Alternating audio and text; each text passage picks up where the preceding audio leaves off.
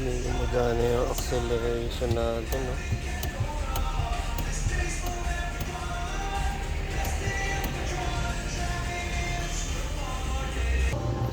Susubukan natin tanggalin yung pinaka acceleration. Tanggalin natin to sakit ng sensor. Yung kakalasin natin yung juice na tornilyo kabilaan. Ayun, tanggalin natin ito.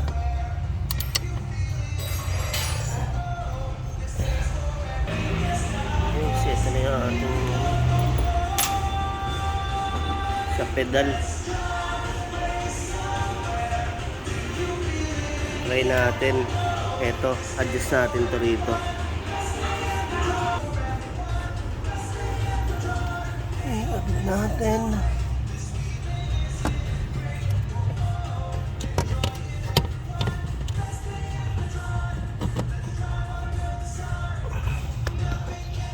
Natin yung dalawang tornilyo.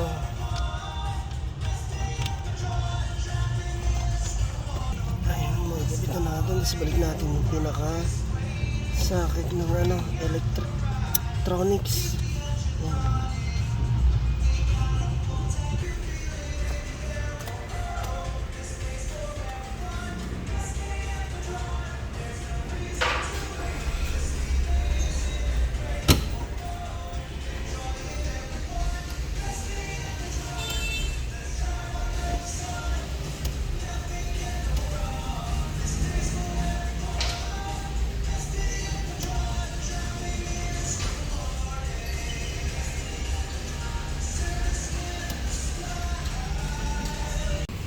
Okay, eto mga paps, bale nawala na yung ating check engine light, oh. Tapos sa accelerator natin, kanina sobrang taas ng minor. Tapos ayaw gumana nung sa acceleration natin ngayon, ayos na, oh. Yan. Guys, yan. Bali pinaka ginawa natin, nilinis natin yung sa accelerator, in-adjust. Yan. Tapos eto nga, nilinis natin sa map sensor nya, throttle, binuksan natin. Yun guys, dami natin ginawa, nireset natin battery, nilinis natin air filter, throttle, tsaka yung chinek natin lahat. Yun, chinek natin lahat. Pero isa sa nagkaka-problema talaga tayo dyan sa accelerator, pag mataas ang minor at ayaw gumana nung sa accelerator natin, i-check natin yung transmission fluid natin. Isa sa pinagmumulan ng mataas ang minor at ayaw gumana nung sa accelerator natin. Check natin yung transmission fluid, baka wala nang laman o kulang na. Yan. Kaya isa sa ayaw gumana nung sa accelerator. Yan, mataas ang minor. Bali yung minor natin hindi lang tayo nasa 1, nasa 2 siya, kaya sobrang taas. Ayun. Chinek natin isa-isa. Talagang mas umayos siya nung nagkarga na tayo ng ATF dito sa transmission. Yun guys. Okay yan, bali naka-start tayo. Ayan yung pinaka-normal ng ating minor 8.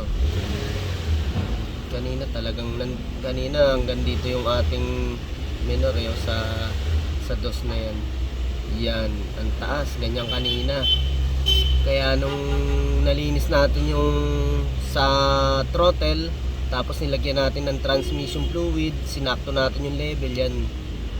Ayun, bumaba na rin siya, nag-normal siya. Tapos gumagana na sa accelerator. Ayun. Okay, maraming salamat. Tapos natin to Nissan X-Trail.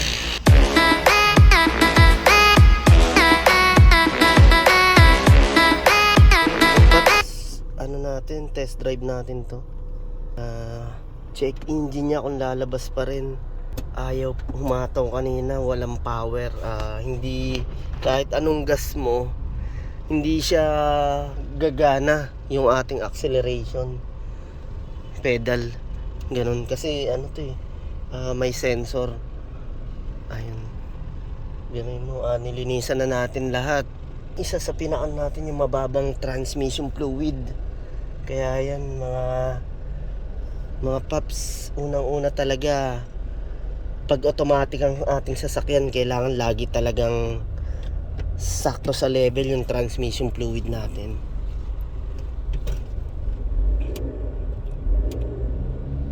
Marami siyang pwedeng maging problema pagka mababa ang ating transmission fluid or ATF, gaya din ng mga naka CVT. Yun. Okay, yan, ayos na yung hatak, bumalik na sa dati tong Nissan X-Trail.